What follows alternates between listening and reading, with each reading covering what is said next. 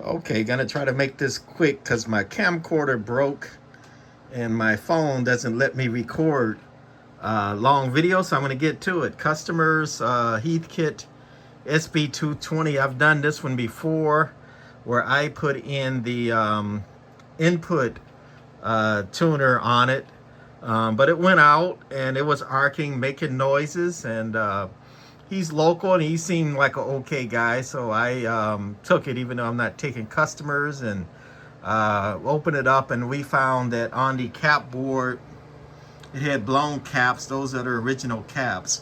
Also on the cap board it had diodes across the caps on the new board that was in it. I don't understand what the diodes do across the caps. Not power supply diodes, but they had diodes across each cap.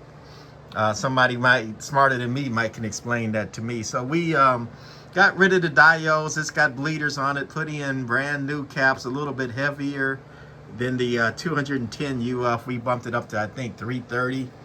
And other than that, we're gonna key it down. You already know what the Mako 75 driver does. It does about 100 watts RMS, maybe about 150 peak into it, and low dead key is the way I'd like to drive it. So 2,000 watt scale on average.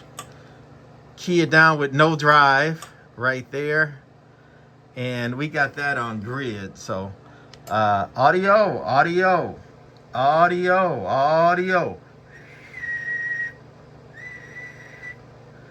That's grid. We're gonna put that to the high voltage. You can see the high voltage working.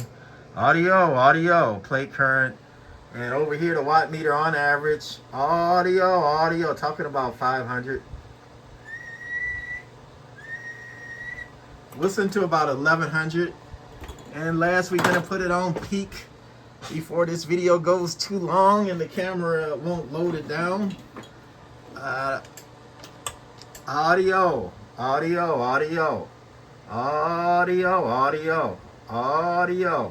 Hitting 2 grand peak. Audio. All right, that's it for this one. Bye.